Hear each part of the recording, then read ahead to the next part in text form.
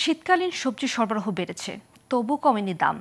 এমন অবস্থা রংপুরের বাজারের। পাশাপাশি বাড়ছে মাছ, মাংস, ডিম সহ নিত্যপণ্যের দামও। বিক্রেতারা জানিয়েছে মাত্র এক সপ্তাহে সবজির দাম কেজিতে বেড়েছে 10 থেকে 15 টাকা।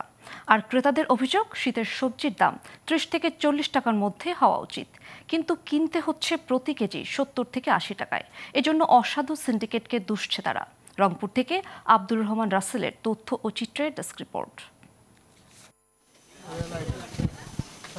রংপুরেও নিম্নবিত্তের নাগালের বাইরে চলে গেছে নিত্যপণ্যের দাম। আলু বিক্রি হচ্ছে প্রতি কেজি 70 টাকা থেকে 75 টাকায়, পেঁয়াজ 120, কাঁচামরিচ ও আদা 200, রসুন কেজি প্রতি 300 টাকা, আর ফুলকপি 70, পটল 60, সিম 120 আর বাঁধাকপি কেজি প্রতি বিক্রি হচ্ছে 70 টাকায়। এছাড়া প্রতি কেজি গরুর মাংস 680 টাকা, খাসির মাংস বিক্রি হচ্ছে 970 টাকায়। সপ্তাহ ঘুরতে ব্রয়লার মুরগির কেজিতে আরও 10 টাকা বেড়ে বিক্রি হচ্ছে 190 টাকায়।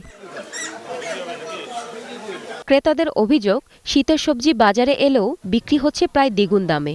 আর হিমাগারে পর্যাপ্ত আলু থাকলেও সিন্ডিকেটের কারণে বিক্রি হচ্ছে প্রতি কেজি 70 থেকে 75 টাকা।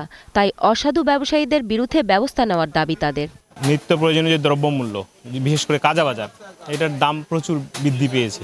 এখন সব কিছুর দাম 40 টাকা থেকে 30 টাকার মধ্যে থাকার কথা, কারণ সব কিছুর দাম 60 টাকা থেকে 80 টাকা, 100 টাকা এরকম। সব সবজির দাম বেশি, নিম্নে কোনো দাম নেই, সব ঊর্ধ্বমুখী দাম। আমরা হিমশিম খাচ্ছি বাজার খরচ করতেই। সরকার পরিবর্তন হওয়ার পর দাম কমার কথা, সেখানে অনেক বেশি। কারণটা কোথায়, কোন জায়গায়, সেটা তো কোনো ব্যবস্থাই হচ্ছে না। আমরা দেখতে চাই জিনিসের দাম কম। এদিকে বিক্রেতারা বলছেন, অধিকাংশ সবজির দাম আবারও বেড়েছে, কিন্তু দাম বাড়ার কারণ বলতে পারছেন না তারা। তবে খানিকটা কমেছে কাঁচামরিচের ঝাঁজ। আলুটার রেট বেশি, তা আলু তো মার্কেটে পাওয়া যাচ্ছে না। বর্তমান আলু 1 কেজি কিনে লাগে 70-72 টাকা, 75 টাকা কোনো ক্রেতা কিনতে চাচ্ছে না। এটা আমরা 75 টাকা বেচেও লাভ করিয়া পারতেছি না। প্রশাসনের নজরদারি বাড়ানো গেলে আবারও স্বস্তি ফিরবে নিত্যপণ্যের বাজারে, এমনটাই মনে করছেন নগরবাসী। Global television news desk.